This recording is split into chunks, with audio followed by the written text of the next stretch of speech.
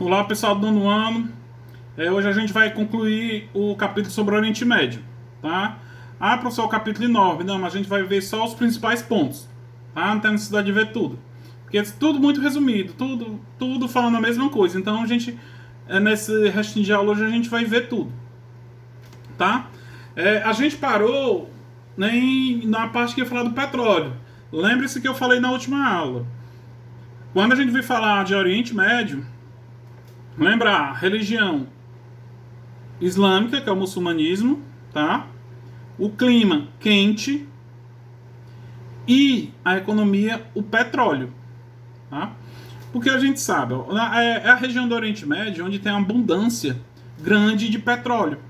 Tá? Os maiores produtores, extratores de petróleo estão lá, tá? O subsolo é pobre em água, mas é riquíssimo em petróleo. Vamos fazer no livro de vocês aí, ó. Se a natureza do Oriente Médio é carente em água, o seu subsolo é rico em petróleo. Alguns dos maiores produtores de petróleo do mundo estão nessa região, o que acarreta constantes tensões e conflitos entre governos locais e as grandes empresas petrolíferas do Ocidente, sobretudo de quem? Dos Estados Unidos. Pessoal, quando foi descoberto o petróleo lá, várias empresas, principalmente dos Estados Unidos, foram lá tentar explorar o petróleo, tá? E para controlar isso, foi criado a OPEP, Organização dos Países Exportadores de Petróleo, que passou a controlar o preço do petróleo. Mas por que isso? Porque os países de outros locais como os Estados Unidos queriam mandar no preço do barril do petróleo. Aí os países de lá disseram, opa, não, vamos fazer uma associação para gente mandar no petróleo. Porque a gente que... petróleo, onde tem petróleo é aqui, como vai dizer aqui, ó. Sobretudo, aí começaram a fazer os cartéis. O que é cartéis? Deixar o preço único, tá? Esses cartéis queriam dominar o preço. Aí foi criado a OPEP. Aí a partir daí, essa criação da OPEP, veio a primeira crise internacional do petróleo, que ocorreu em 1973.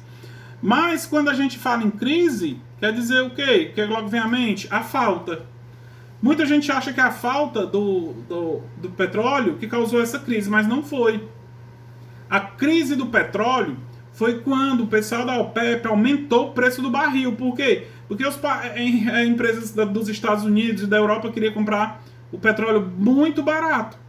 E os países extratores, produtores de petróleo, não concordavam. Então eles aumentaram o preço do barril do petróleo e muitos países se viram prejudicados pelo alto preço. Aí onde veio a crise do petróleo, que atingiu exclusivamente também o Brasil, tá? Foi a partir dessa crise do petróleo que no governo militar, que a gente vai estudar na ditadura militar, que fez o programa Pró-Álcool, que era a substituição dos carros a gasolina por álcool, os carros a álcool, que a gente sabe que o álcool vem da cana-de-açúcar, né? Então essa crise de 73 atingiu até o Brasil, tá? Isso foi a crise do petróleo. Outro problema que ocorre até hoje no Oriente Médio é a disputa por terras.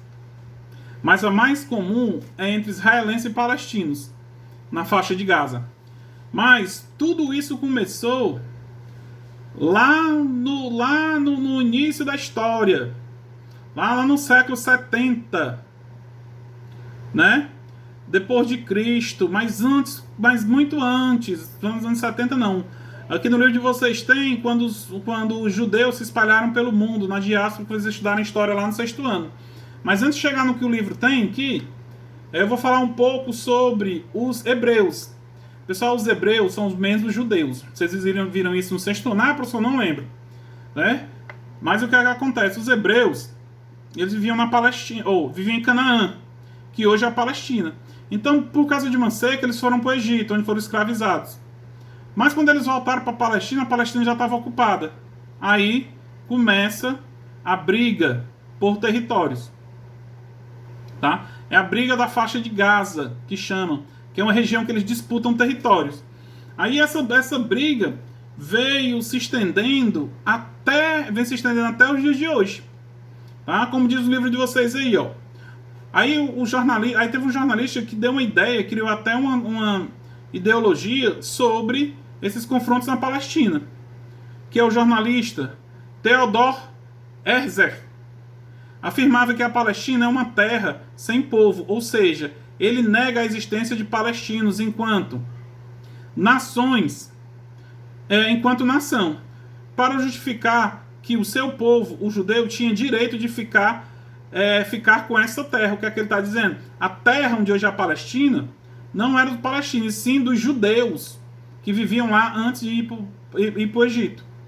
Ó, ele foi o criador do sionismo. Que é isso, professor? Uma ideologia atrelada a um projeto de expulsão dos habitantes da Palestina, que tinha a maioria de muçulmanos, cristãos e árabes. Então essa teoria era expulsar os povos que habitaram Canaã, que hoje é a Palestina, depois da saída dos judeus. Porque quando os judeus chegaram lá, a Palestina já estava com moradores. Aí começam esses confrontos. Aí a ONU, para tentar resolver, após a Segunda Guerra Mundial, ela fez um projeto para tentar resolver o problema entre árabes e judeus. Ó, em 1947, a ONU resolveu solucionar o conflito entre 1,3 milhões de árabes e judeus. A sua proposta era a criação do Estado de Israel. Um judeu e outro árabe. Quer dizer, criação de dois Estados de Israel. Um judeus e outro árabes. Mas os palestinos não aceitaram o acordo, o que levou a uma guerra em 1948. O que aconteceu? A ONU, como a gente sabe que é o órgão encarregado por tentar evitar confrontos no mundo, tentou resolver o problema. Mas o que acontece? Os palestinos não quiseram. Em nenhum momento eles queriam entregar as terras, os palestinos eram os árabes, entregar as terras para os judeus, que teoricamente eram os donos. Tá? Aí vem o fim do Estado da Palestina, o pedido, né, do fim do Estado da Palestina, que seria a expulsão do povo que estava lá, no povo que estava na terra dos judeus. Tá? Vamos ver lá, ó, aí tem no livro. Ó. Ao longo dos anos 60, palestinos passaram a viver em acampamentos de refugiados.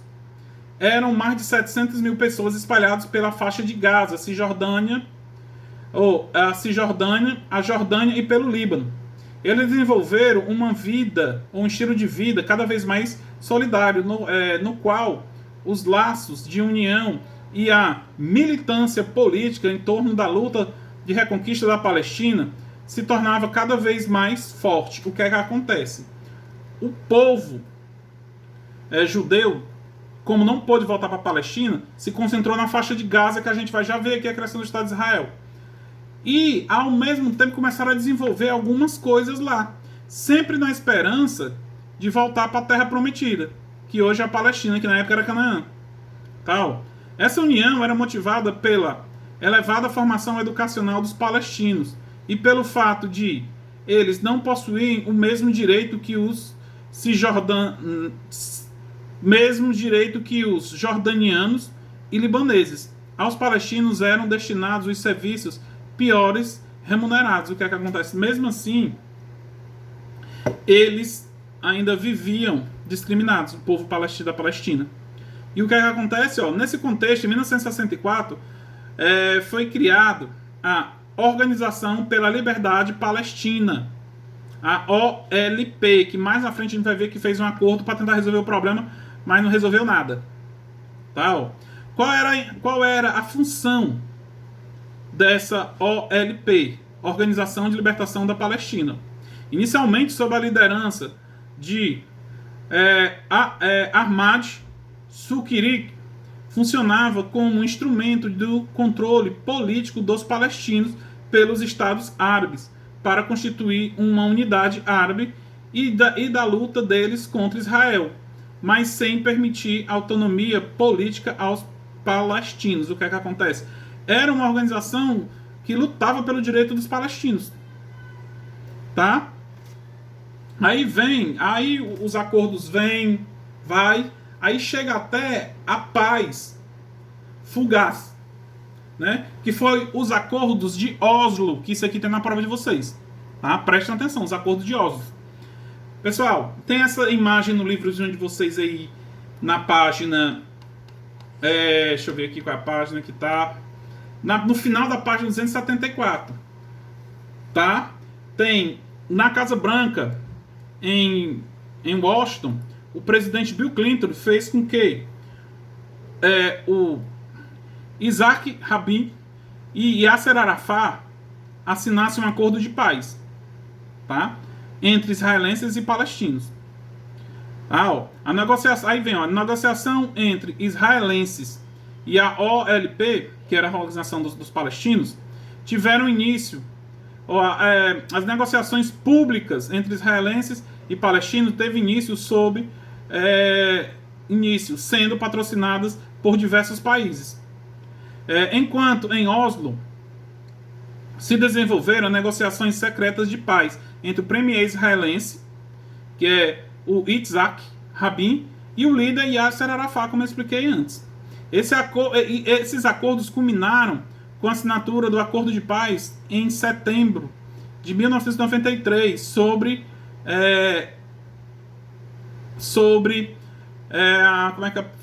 a mediação do ex-presidente dos Estados Unidos, Bill Clinton.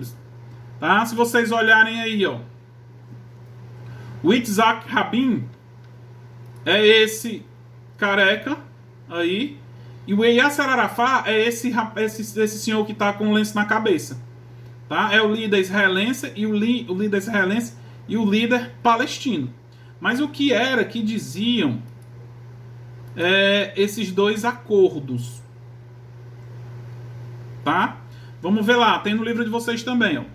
Denominado Acordo de Oslo I, estabelecia a autonomia dos palestinos residentes em Jericó, na faixa de Gaza e na Cisjordânia, a partir de 1994, quando ocorreu a evacuação das tropas israelenses e as áreas passaram para o controle da Autoridade Nacional Palestina, sob o comando de Yasser Arafat. E teve o segundo acordo, né, assinado em 1995. Israelenses e palestinos mais uma vez assinaram um acordo de paz chamado Oslo II, as quais previa eleições como forma de legitimar a Autoridade Nacional Palestina. E Arafat foi eleito em 96 presidente da instituição, né? Então, tem os dois acordos. Esses dois acordos eram de paz entre israelenses e palestinos, tá? E para finalizar, como é que está o conflito hoje, tá? Pessoal, olhem aí na página 77, apesar de todos os conflitos de acordo, né? Olhem a evolução do Estado.